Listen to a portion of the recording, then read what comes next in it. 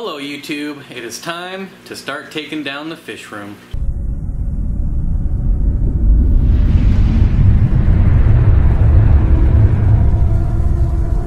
Alright, so what's going on in the fish room? Basically, about a week ago I came home, there was no power in the fish room or the room next door. No blown circuits after looking around, spending hours trying to troubleshoot what was going on, replacing the breaker out in the box, even though it wasn't bad. We ended up finding a bad outlet in the other room, not even my fish room, in the other room. An outlet that doesn't get used was completely burned up and melted. Luckily it didn't catch on fire, but it was pretty bad. As soon as we took the cover off and pulled it out, it just crumbled and it was just insane. So now what I'm gonna have to do is go around and check every single outlet that's on that breaker and make sure that nothing else has almost started on fire. So like most people, I didn't really plan on actually having a fish room. I just picked up tanks here and there as they were on sale or they were super cheap or free on Craigslist, and then next thing I know I ended up with a fish room. Didn't really plan for it. I've got fish tanks in front of outlets, so troubleshooting them is going to be almost a nightmare. So what does that mean exactly? That means a lot of fish are going to have to go. I don't know which ones are going to stay. Obviously Patches and Little Steen are not going anywhere. I will keep them forever.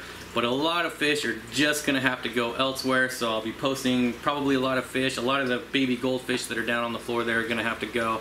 I'll just pick a couple and keep them and send the rest back. Probably the 100 neon tetras are probably, I don't know. Any of the common stuff is going to be gone. That I do know. So the first wall we're going to tear down is the north wall. This is the tank with Patches in it. We got the eel and the ropefish and cupid cichlids and corioras down there. Of course you have my quarantine tanks over here and then the goldfish down below. So the hardest part is going to be organizing all of this mess that has built up over the years. Of course we have the dragon puffer hiding down there. One lonely guppy, well maybe a couple guppies in there that haven't been eaten yet. But this will be the first wall to come down. This is what I'm going to be working on today. So first thing we're doing is moving these two tanks. I've already got this one drained, as you can see, and we're going to be moving it right over here. Just moving it over to the center table that's in the middle of the room. You can see right in front of these tanks here. Just temporarily putting it over here so we can get that workbench out of here. Alright, checking in, we got both tanks moved. You can see they still need to be filled up with water. But there you go. This tank will be moving, and I'll probably put like a 20 long or maybe a couple 10s in the middle there, I don't know, to temporarily house other fish as I move them around. Take a peek at the rainbows here, doing amazing. But I gotta get these filled up with water and then continue to get back to work. Alright, so we're getting closer. As you can see, the tanks are gone, and the only fun part about this is going through all this stuff that I've forgotten about or just plain misplaced and forgot where I put it, things like that. Of course I got tons of dry fertilizers here. I mean, I knew the hose was there, the air line, but I didn't know this was here. I got a bunch of nano filters, well 4 nano sponge filters, I forgot about that. I found a box of erythromycin, which that stuff is expensive, so that's cool. A hiking shovel for when you need to do your business in the woods, or you know, whatever. Of course I knew that was up there. I did find my tackle box. I knew it was buried in there somewhere, but this is what I use to keep all my airlines and miscellaneous odds and ends, hose clamps, things like that. Suction cups, all kinds of stuff. Filter bags. All kinds of junk over here to go through. Nifty poster there. And speaking of posters, say hello to Gila Monster. But I did completely forget about this poster, and I don't even remember what's on it. So we got the shrimp poster and the pleco poster. I don't remember what this one is. See if I can... Oh, now I remember. It's plants. Let's see if I can undo this. Alright, now hopefully we can take a look. Unroll this. I definitely got to get this poster up. All kinds of awesome plants. All of these posters can be found on Amazon. I'll see if I remember to put a link in the description. If I remember right, they were about $20 each. But a neat poster. Some people might know what this is.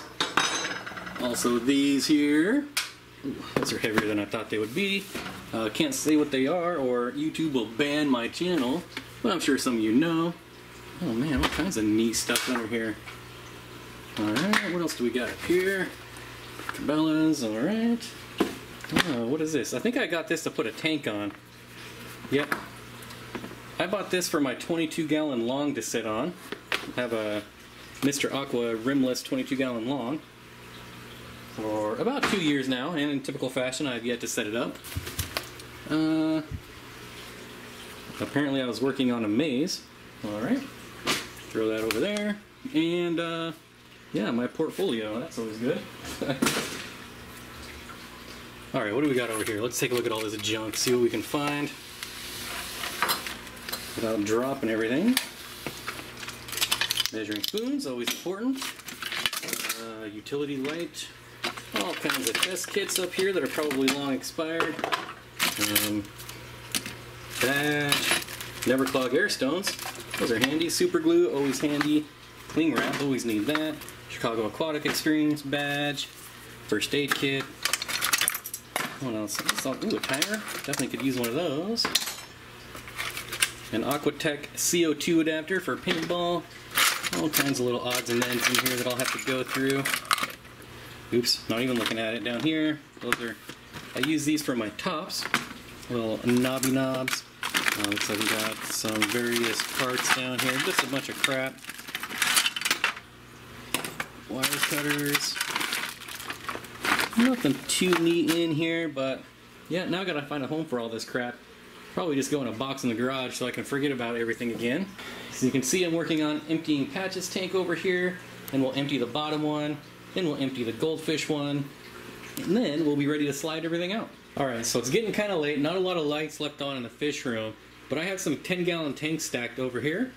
I just want to show you, this was on the bottom of 3 10-gallon tanks, and there is still duckweed alive in here.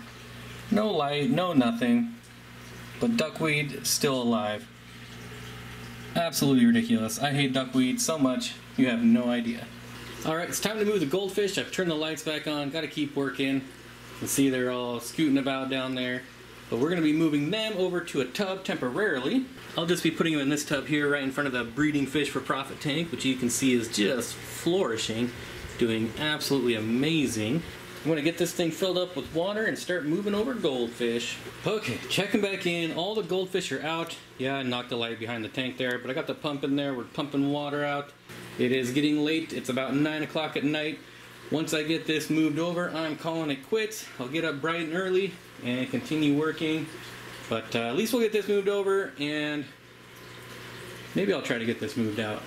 I don't know, it's going to be hard to do without help. There's no one else here right now. So that'll have to wait till tomorrow. Then all we have to do is move these 2 tanks out to the garage. Got the dehumidifier over here to move. All easy stuff going forward. And then what I think I'm going to have to do is set up the 240. It will go against this wall. Then everything that's on the floor, including little Steen, you know, the 90-gallon tank that is on the floor over there. We'll get that moved over. Little Steen, the angels, and the rainbow fish. We'll move them all over, and then we'll have that 90-gallon tank to take out and just free up some more room. So I think we're going to have to do this wall at a time. It's probably going to take, you know, a weekend per wall. But, you know, should be a fun couple weeks, and we'll finally get the 240 set up. We'll get the other 125 set up. I think that's going to do it for tonight, though. Hello, YouTube. So it's actually been about a week since I've been working on the fish room. Between getting the dragonfish and getting sick and plants and everything, I just haven't had time to work on the fish room. However, I will give you an update on the dragonfish. We'll look at the plants I got and just kind of see where everything's at. So some of you may have heard, some haven't. The 2 that I thought were going to die did in fact die. They did not make it through the first night. This guy is doing really well. You can see, oops, you can see the gills aren't very red anymore, so the ammonia burn's almost gone. The other guy is back there. The one thing I've noticed is they always face the blue. They never face this way, which is kind of annoying. I scared this guy, which is why he's out right now. So these 2 that are left are doing really good. They're eating frozen foods like crazy, just gobble it up. I already fed him today, otherwise I would feed him again. But another week to go in quarantine here, and then I'll be moving them into the 55-gallon tank until they put on a couple more inches, and then we'll upgrade them to a bigger tank. Now, I have had a lot of people tell me that they've had really good success keeping these in fresh water, so I might actually try to convert them back to fresh water. So obviously the workbench is still here. I didn't get that out. I had to quarantine these fish, so I just set this up here for now, and also between being sick, no way I'm going to move that on my own. I did, however, manage to slide the rack over here with the 240 breeders. However, in doing that, I did chipped the back of this tank, so Patches had to go. Patches is with the baby goldfish now in a little bitty tote for a couple more days until I can really get back on my feet here. But everyone down here in this tank is doing fine. You see the rope fish going in and out back there, the eel poking his head out down here. There are the Corydoras, the Cupid cichlids. Kind of stressed out right now because I have been banging around. But I'm just slowly trying to get things back in order here.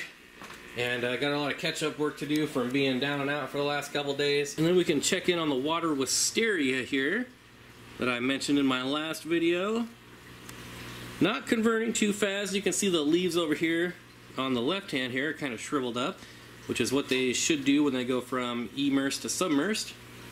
The leaves will get a little bit smaller, but they're not dying, so that's a good sign. Slowly but surely on those guys. And then we got the 20-gallon tote with Patches and what's left. I got rid of half of the goldfish, so I'm down to 10 of the babies, and then just Patches in there.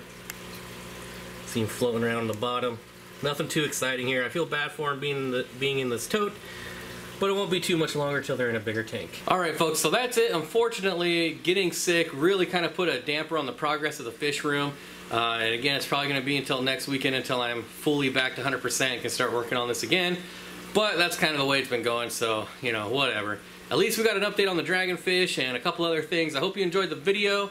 And don't forget we got the live stream on Monday, 5 p.m. Pacific. Hope to see you there.